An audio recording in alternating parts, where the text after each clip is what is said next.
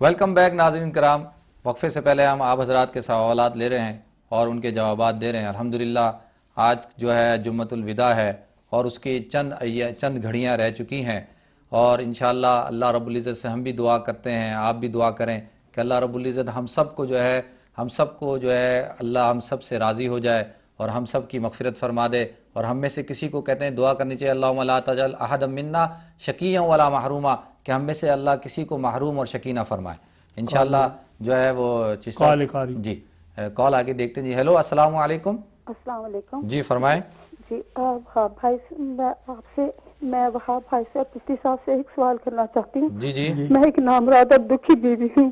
جی آپ سے سوال کرنا چاہتی ہوں کہ میں نہ تو سواگت کہلا سکتی ہوں اور نہ ہی بیوہ، اور سوال یہ ہے کہ آپ اس مرد کو کس نام سے پکاریں گے کہ اس کا دنیا اور آخرت میں کیا مقام ہوگا جو اپنی پریگننٹ بیوی اور بیمار بچے کو چھوڑ کر چپ چاپ گھر سے نکل گیا اور دوستوں کے گھر میں رہتا ہے. اور جب اس بیوی نے اس سے پوچھا کہ تم نے جو قرضہ میرے نام سے لیا تھا وہ کیوں پاکستان بھیجا تھا، وہ اس کو گھر سے گھر میں اکیلا چھوڑ کے چلا جاتا ہے. اور 7 سال کے بعد میں پھر اس مرد کو واپس گھر لے آتی ہوں، اور اس لیے کہ خالی مجھے ہی ضرورت نہیں ہے اس کی، بلکہ بچوں کو باپ کی ضرورت ہوتی ہے. اور جبکہ اس خاوند نے پہلے بھی ایک بیوی اور 2 بچوں کی ماں کو طلاق دے رکھی ہے.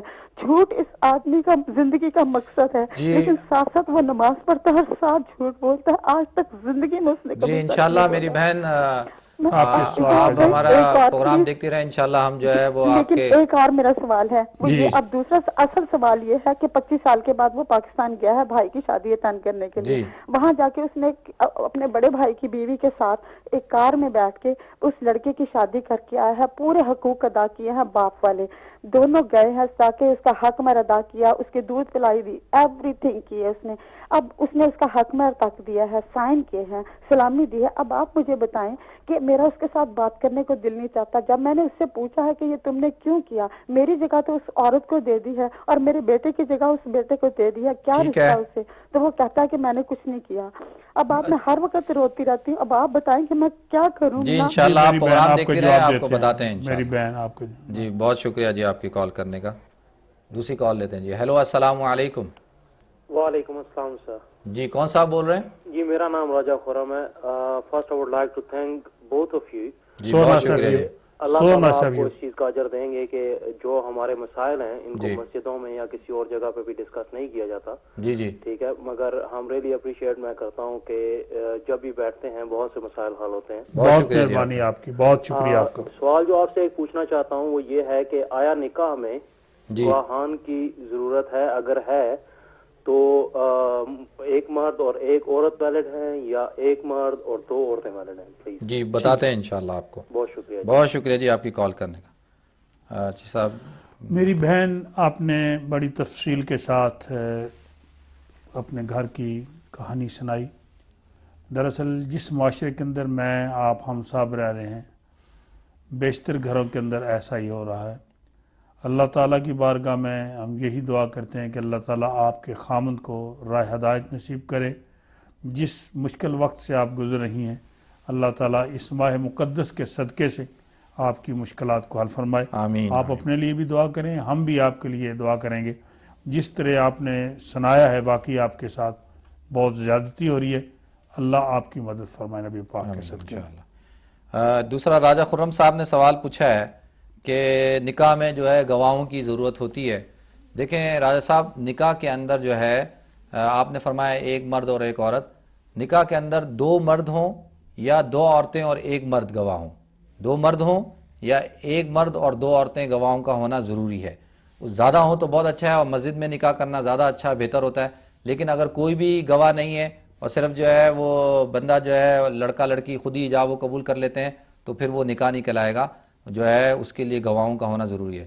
یہ بہت اچھے طریقے سے آپ نے وضاحت کر دی. بیسکلی راج صاحب نکاح ایجاب و قبول کا نام ہے. جی باقی شریعت نے حق مار کے حوالے سے بھی جو ہے وہ باتیں کی ہیں، لیکن 2 عاقل و بالغ نکاح گواہوں کی موجودگی کے بغیر نکاح جو ہے وہ منعقد نہیں ہوتا. اور گواہوں کا مسلمان ہونا بھی ضروری ہے، اسپیشلی یہاں پہ ان دس کنٹری. ورنہ کوئی غیر مسلم دوست ہوں گے تو ان کی موجودگی میں نکاح نہیں ہوگا. امید کرتے ہیں جی راجہ صاحب آپ کا سوال ہو گیا ہوگا. ایک اور کال لیتے ہیں. جی ہیلو، السلام علیکم. جی السلام علیکم. وعلیکم السلام. جی میں نے کل بھی فون کیا تھا لیکن انفارچونیٹلی میں جواب نہیں سن پائی تھی. جی کہ اگر پیریڈ کی وجہ سے نماز نہ پڑھ سکیں, تلاوت نہ کر سکیں, جی تو کون سی عبادت افضل ہوگی, کیا پڑھنا چاہیے؟ ٹھیک ہے. ایک دو میرے اور سوال ہیں, پلیز اگر سن لیں تو. جی جلدی سے پوچھیں. جی ایک تو یہ ہے کہ وضو کی بتا دیں شرائط کے, کیا کوئی اور عبادت جو کریں گے اس میں وضو کریں گے پیریڈ کے دوران یا وہ ویسے ہی پڑھ سکتے ہیں؟ کون کون سی دعا پڑھ سکتے ہیں, کون کون سی عبادت یا درود شریف خاص کر کون سا پڑھ سکتے ہیں وضو کے بغیر؟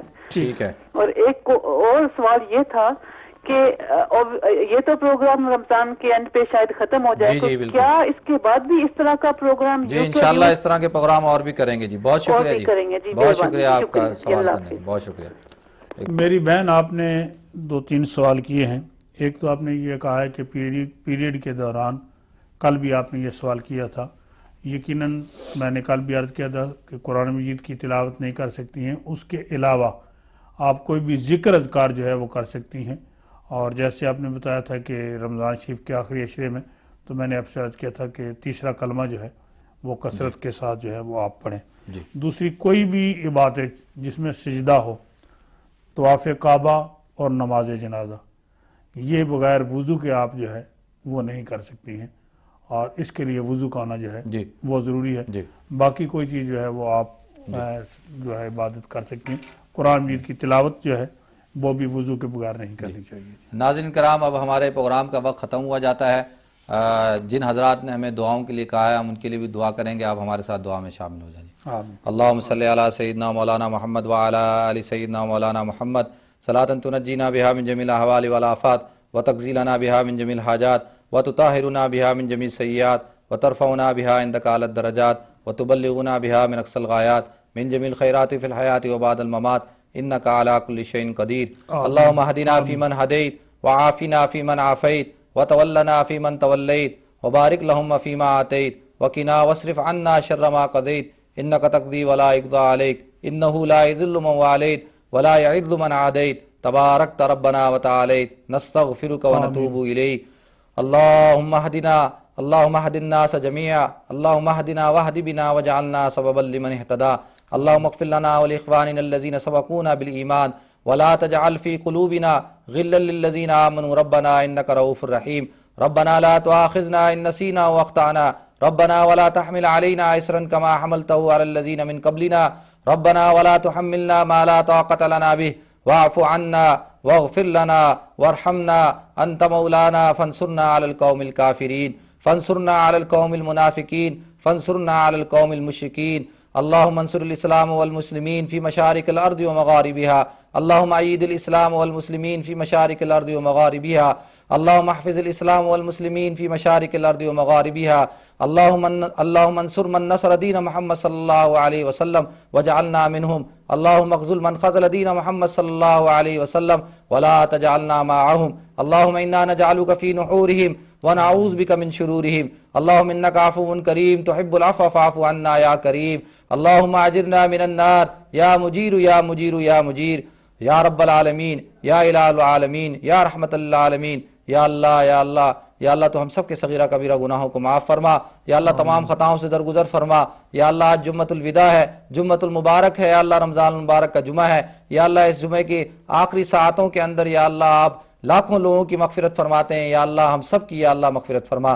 یا اللہ ہمارے جتنے ناظرین ہمارے ساتھ دعا کے اندر شامل ہیں یا اللہ تو ان سب کی مغفرت فرما. یا اللہ سب کے درجات کو بلند فرما. یا اللہ سب کے روزوں کو تراویح کو قبول فرما. اور یا اللہ جس کے والدین اس دنیا چلے گئے یا اللہ تو ان سب کی مغفرت فرما. یا اللہ جن کے والدین زندہ ہیں یا اللہ ان سب کی یا اللہ ہمیں قدر کرنے کی, اور یا اللہ ان کے سائے کو اور ان کی یا اللہ صحت کو قائم و دائم فرما.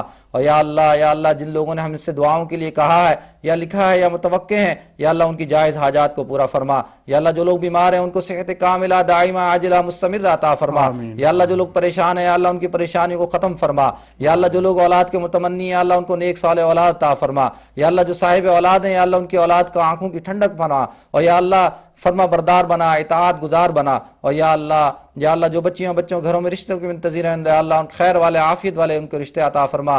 یا اللہ بدر الاسلام صاحب, شیخ سربلند صاحب, یا اللہ شعیب صاحب, واصل یار خان صاحب, راہیلہ باجی, اور یا اللہ جن لوگوں نے بھی ہم سے یا اللہ دعاؤں کے لیے کہا ہے اور یا اللہ جو جو ہم سے متوقع ہیں یا اللہ ان کی جائز حاجات کو پورا فرما. یا اللہ عبداللہ اور یا اللہ طیبہ ملک اور یا اللہ جتنے لوگ ہمارے ساتھ اس وقت دعاؤں میں شامل ہیں یا اللہ ان مبارک گھڑیوں کے اندر یا اللہ تو ہماری حاجات کا ہم سے زیادہ آپ کو علم ہے. یا اللہ ہماری حاجات کو پورا فرما. یا اللہ ہم سب کے ساتھ کرم کا، رحم کا، فضل کا معاملہ فرما. یا اللہ مسلمانوں میں اتحاد، محبت